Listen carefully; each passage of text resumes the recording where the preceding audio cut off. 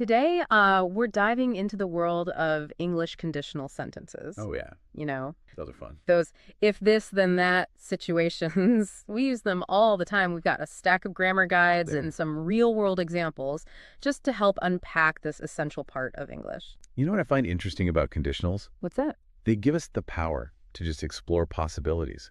We can talk about things that are guaranteed to happen, like scientific facts, Right. or we can dive into the realm of imagination, those what ifs. Okay, so let's start with the basics. What exactly is a conditional sentence? At its core, a conditional sentence has two main parts, Okay. the condition and the result. The condition is what needs to happen first, Hmm.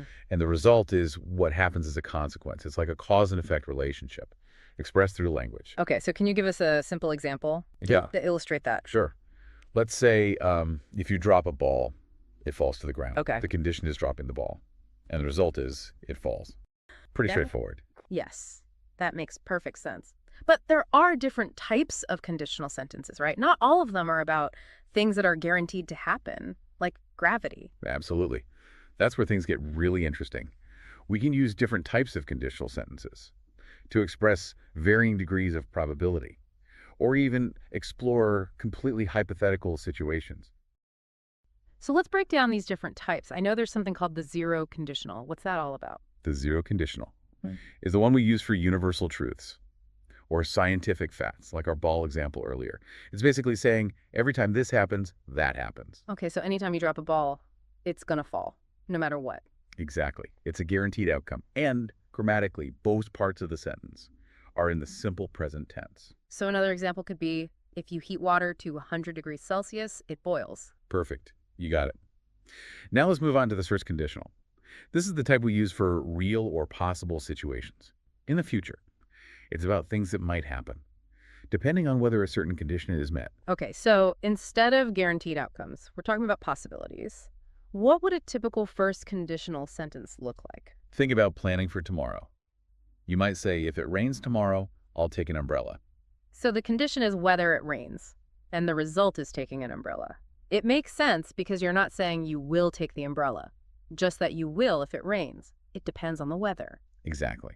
And grammatically, we use the simple present tense for the condition, and will, plus the base form of the verb for the result. So the first conditional helps us talk about things that could realistically happen in the future.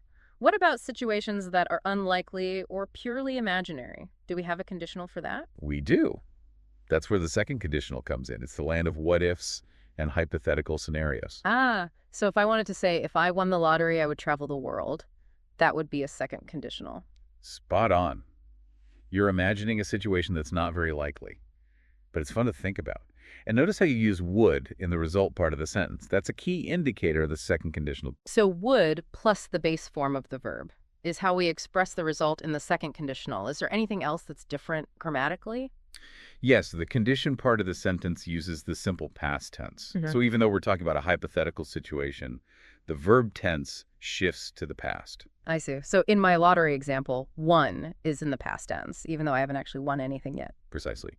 And there's one more little quirk with the second conditional. Instead of using was for the verb to be, we always use were, regardless of the subject. Yeah. So you'd say, if I were, or if she were, even though it might sound a bit odd at first. Interesting. So it's like we're emphasizing that this is a purely hypothetical scenario. By using were in that way, it's all about creating that sense of possibility. You got it.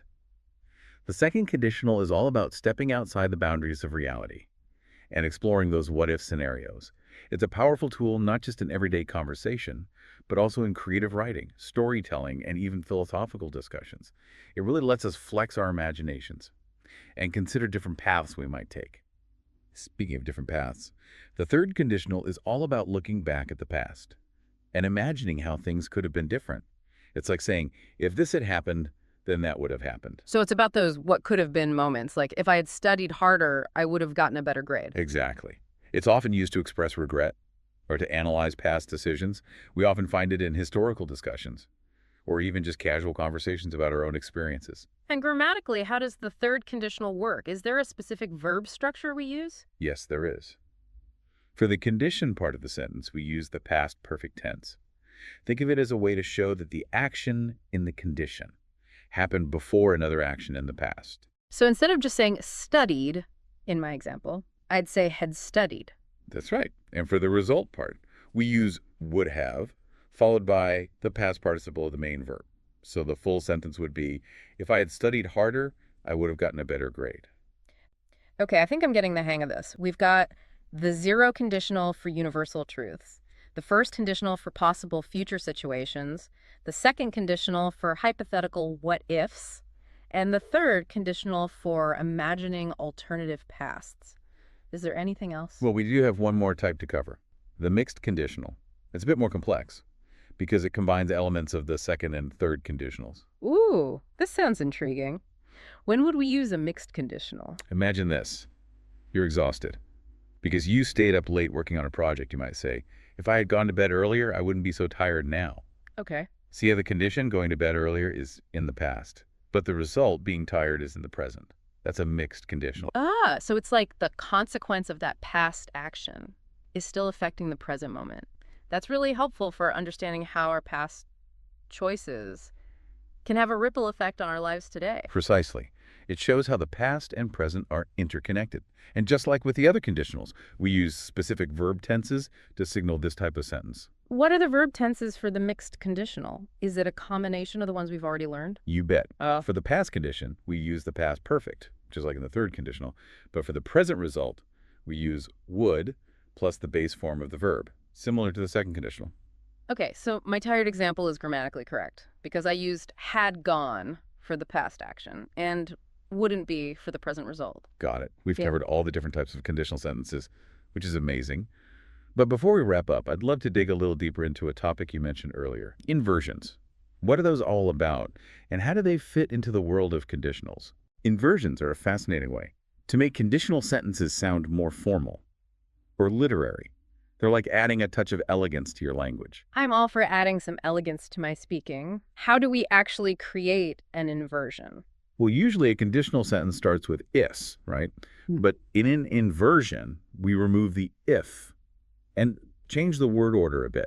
Specifically, we move the helping verb in front of the subject. Okay, so a helping verb is like would, should, or could, those words that often go along with the main verb in a sentence. Exactly. So instead of saying, if I were you, I would go to the beach, Mm-hmm. you could say, were I you, I would go to the beach. Okay. See how we flipped were and I. Wow, that does sound much more formal, like something you'd read in a classic novel or hear in a grand speech. But is that the only way to create an inversion? Are there other variations? Yes, there are. You can also use inversions with other helping verbs. For example, should you need any assistance, please don't hesitate to ask. That's so useful. It's like having a secret code for sounding super eloquent. And you know. The fascinating thing about inversions is that they're not just about sounding fancy. They can also add a certain emphasis or dramatic flair to a sentence. I can definitely see that. Like, had I known the truth, I would have acted differently. That just sounds so much more powerful than if I had known the truth. Exactly. It highlights the importance of the condition and its potential consequences. Now remember that inversions are typically used in more formal contexts. You might hear them in speeches, literature, or even legal documents, but it's good to be aware of them because they add another layer of sophistication to your understanding of English grammar. Inversions are definitely a cool trick to have up your sleeve for those times when you want to sound extra eloquent. But you know what I find really exciting about all of this? Is that we use conditionals all the time in everyday life, even without realizing it. Absolutely. They're woven into the fabric of our communication. Think about giving advice. You might say to a friend, if you're feeling stressed, you should try meditating. That's a first conditional right there. Oh, yeah. Or how about making decisions? If the traffic is bad, I'll take the train instead. That's another example. But this time it's about a potential future action based on a condition. Exactly. And let's not forget about expressing regrets. If I had listened to my gut feeling, I wouldn't have made that mistake. That's a classic third conditional scenario. It's amazing how these conditional sentences help us navigate all sorts of situations, from practical matters to emotional reflections. And the more comfortable you become with using them, the more effectively you can express yourself. You can add nuance to your arguments, create vivid scenarios in your storytelling, and even analyze complex situations with greater precision. It's like having a whole toolkit of linguistic devices at your disposal. So as we wrap up this deep dive into conditional sentences, what's the key takeaway you'd like to leave our listeners with? I'd say the biggest takeaway is to be aware of the power of conditionals, Pay attention to how they're used in everyday conversations, in books, in movies, in songs. They're everywhere. And as you become more attuned to their subtle nuances, you'll find that your own communication becomes richer and more expressive. And maybe even a bit more elegant with a well-placed inversion, but seriously exploring the world of conditionals. It's like unlocking a secret code to understanding the intricacies of English. It's a journey worth taking. Absolutely. So keep those ears open, those minds engaged, and keep experimenting with those what ifs and if this then that constructions. You might be surprised at the depth and creativity you can unlock within your own language.